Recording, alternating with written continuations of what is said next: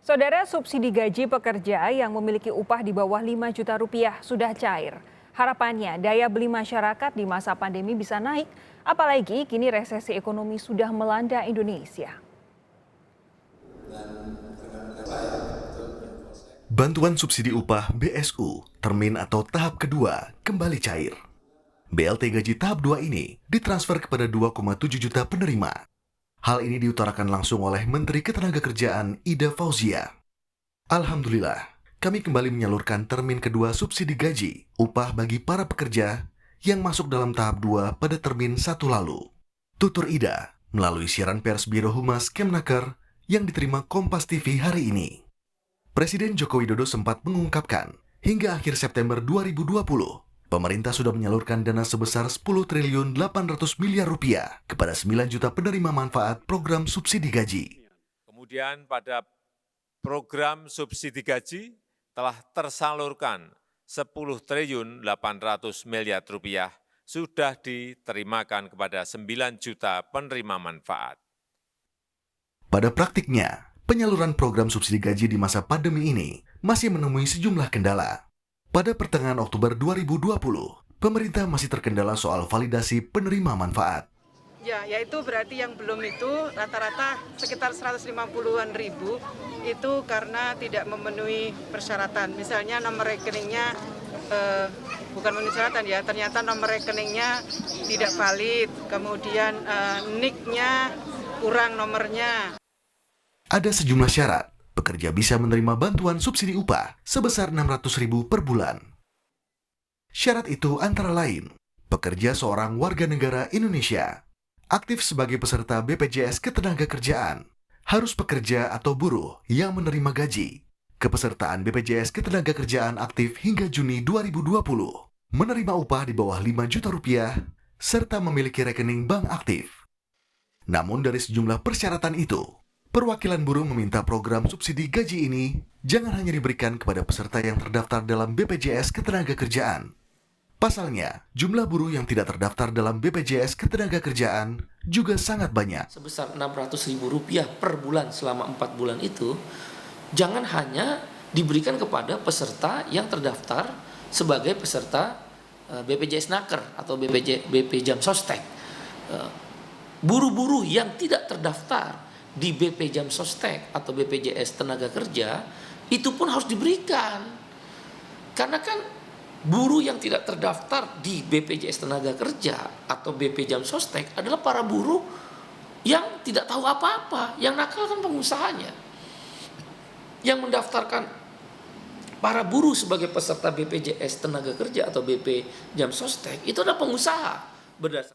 Sebagai catatan, pada termin kedua, Kementerian Ketenagakerjaan sudah menyalurkan subsidi gaji kepada lebih dari 4,8 juta pekerja dengan total anggaran dikeluarkan sebanyak 5,8 triliun rupiah. Tim Liputan Kompas TV, Jakarta. Lalu sejauh mana subsidi gaji kepada para pekerja dengan upah di bawah 5 juta rupiah ini bisa membangkitkan daya beli masyarakat? Sudah tepat sasarankah kebijakan subsidi gaji ini dalam membantu pemulihan perekonomian negara di masa pandemi? Kami bahas hal ini bersama tenaga ahli utama Kedeputian 3 Kantor Staf Presiden Fajar Dwi Wisnuwardani. Selamat malam, Bung Fajar. Selamat malam. Ada pula pengamat kebijakan publik Agus Pambagio. Pak Agus, selamat malam. Malam, Sawi. Pak Agus, saya ke Bung Fajar lebih dulu. Bung Fajar, jadi ini untuk termin ketiga betul ya? Data yang kami terima dari Kemenaker sampai hari ini baru termin kedua, untuk batch pertama dan kedua totalnya 4,8 juta, 4,9. Sorry, termin kedua atau termin ketiga? Termin kedua untuk batch kedua, 1 ya? dan 2. Ya. Oke, data tadi berapa jumlahnya? 4.893.816 dengan total pencairan 5,87 triliun. Nah, kalau sampai sejauh ini apakah begini, tujuannya sebenarnya kan untuk membantu masyarakat yang terpukul perekonomiannya. Ini kan diberikan kepada mereka yang upahnya di bawah 5 juta rupiah.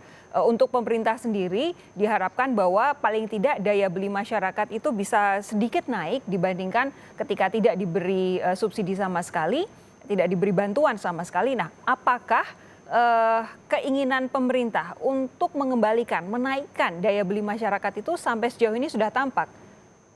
Ya, sebenarnya untuk bansos produktif atau bansos yang disediakan oleh Pak Presiden atau pemerintah adalah terpadu ya, bukan hanya bantuan subsidi upah saja. Jadi ada bantuan untuk 12 juta UMKM, lalu kemudian ya artinya banyak skema-skema yang dikeluarkan oleh pemerintah dalam konteks penanganan COVID ini. Sehingga kalau memang dilihat ini hanya bantuan subsidi upah, apakah dia memiliki dampak yang langsung pada perekonomian, tentu kita harus melihatnya secara kumulatif. Oke, Bung Fajar, saya tidak bisa terlalu mendengar suara Anda. Coba saya ngobrol dengan Pak Agus lebih dulu. Sembari mungkin teman-teman di studio bisa dicek audio dari Pak Fajar. Pak Agus, sejauh ini yang Anda amati, penilaian Anda soal bantuan bagi mereka yang diupah di bawah 5 juta rupiah ini sudah tepat sasaran atau belum? Begini, pertama saya dari awal katakan, karena banyak pengusaha itu atau pemberi kerja itu membayarkannya di bawah gaji yang real dia terima. Apakah pasti yang 5 juta itu gajinya di bawah 5 juta, jangan-jangan 10 juta. Nah, saya sudah ingatkan ke Dewan Pengawas saat itu supaya cepat diteliti. Apakah betul yang dia terima kurang 5 juta itu memang 5 juta, jangan-jangan 10 juta atau 15 juta, tapi supaya iuran yang pemberi kerjanya rendah, dia tulisnya 5 juta. Itu sering terjadi. Ya kan? Nah, di BPJS Ketenagakerjaan itu agak ngawur itu. Termasuk juga ketika santunan kematian dan sebagainya itu angkanya juga tidak jelas, itu perlu saya sudah tanyakan pada Bu Menteri Tenaga Kerja supaya itu dilihat ada yang persoalan. Nah, kalau kembali pada apa sudah efektif atau tidak, memang ada 9 atau 10 jenis bantuan dari PKH sampai nasi bungkus termasuk yang ini. Nah, soal ini sudah memenuhi, ya tentu ada pengaruhnya tapi belum signifikan. Oke, Anda melihat sudah ada pengaruh tapi belum signifikan. Begini, beberapa waktu yang lalu kita juga sempat dibuat kebingungan karena ada bantuan yang masuk, bantuan ini juga untuk mereka yang digaji di bawah 5 juta rupiah, tapi ternyata salah sasaran sehingga oleh Menteri Ketenagakerjaan diminta untuk dikembalikan, diimbau.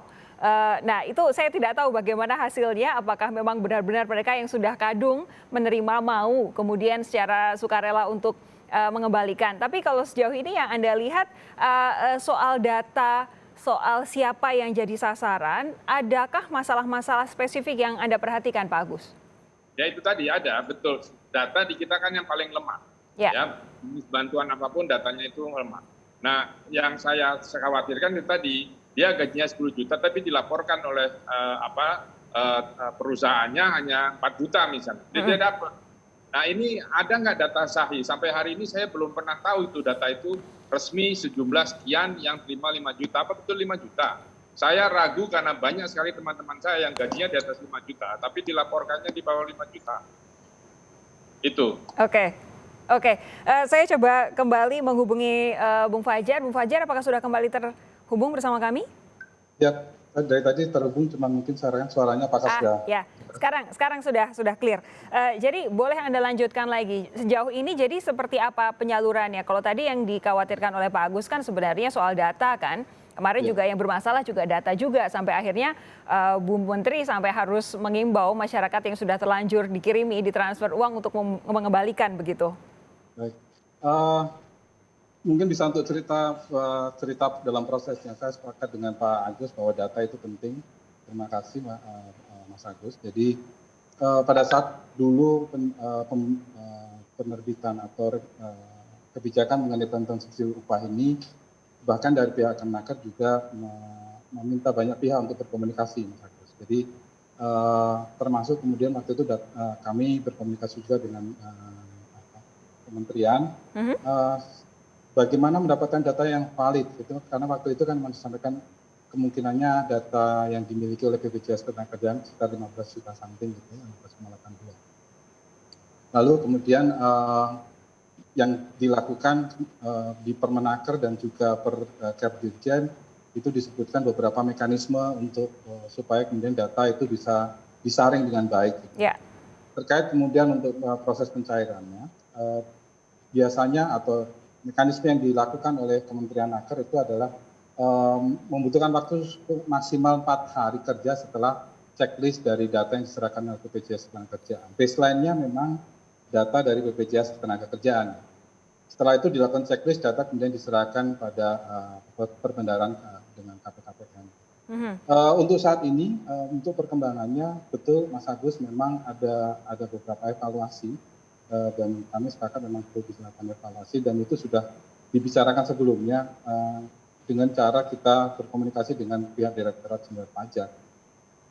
Walaupun itu menurut saya memang sudah dicairkan dari termin pertama.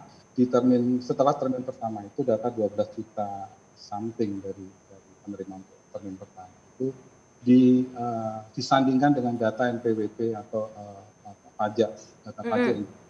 Nah, untuk saat ini sedang diproses, Mas Agus dan juga pemirsa, proses untuk penyandingan data tersebut diharapkan akan memberikan informasi yang lebih valid terkait dengan penyaluran pada periode pertama. Oke. Untuk informasi juga. Apakah Anda mau bilang bahwa ketika ini sudah mulai dicairkan, data juga masih dalam proses untuk perbaikan? Bukan. Jadi lebih banyak kami melihat untuk melakukan validasi tambahan. Mbak Sandra. Oke, validasi tambahan ya. Bung Fajar, sebentar suara Anda masih naik turun, nanti coba kita cek lagi. Pak Agus, tapi begitu katanya sampai sejauh ini datanya masih terus divalidasi. Apa yang kira-kira dampaknya kalau kemudian sudah ada pencairan seperti ini tapi datanya masih terus diupayakan untuk divalidasi? Ya tentu ada kerugian negara dalam hal ini ya, karena tadi kapan itu Bu Menteri minta mengembalikan dan saya yakin mungkin yang mengembalikan cuma 1%. Bayangkan, Anda sudah dapat uang, sudah Anda belanjakan, lalu suruh mengembalikan, sangat tidak mungkin itu. Nah jadi maksud saya sudah wanti-wanti Dewan Pengawas waktu itu juga tolong segera divalidasi dulu sebelum didisburse. Ya. Nah kita tahu sampai di mana, karena itu banyak terjadi. Karena apa? Kalau dikurangi angkanya tentu pembayaran perusahaan juga berkurang dan yang bersangkutan peserta juga sedikit dipotongnya. Nah ini kan kalau untung kan kita sebagai manusia memang diam saja, ketika rugi baru teriak. Nah sekarang dalam hal ini saya khawatir ada kerugian negara yang dikaitkan dengan ini. Nah jadi waktu itu saya menghimbau kepada KPK, Barreskrim, Kejaksaan, coba tolong dicek ini benar nggak angkanya. Karena kalau tidak kan itu kerugian negara, patut diduga ya. Gitu. Nah, data di BPJS Ketenagakerjaan itu memang agak amburadul dibanding dengan BPJS Kesehatan. Nah sekali lagi ini perlu pendalaman lah. Saya cuma mencoba supaya jangan keterusan gitu kan. Oke. Kan dapat uang kan itu pasti senang, tapi suruh mengembalikan ya nanti dulu lah gitu. Oke. Apa yang akan dilakukan oleh pemerintah ketika ada kekhawatiran seperti yang disampaikan oleh Pak Agus, jangan-jangan nanti kalau tidak tepat sasaran ada kerugian negara? Akan dijawab oleh Bung Fajar sesaat lagi. Tetap bersama kami, Sapa Indonesia Malam segera kembali.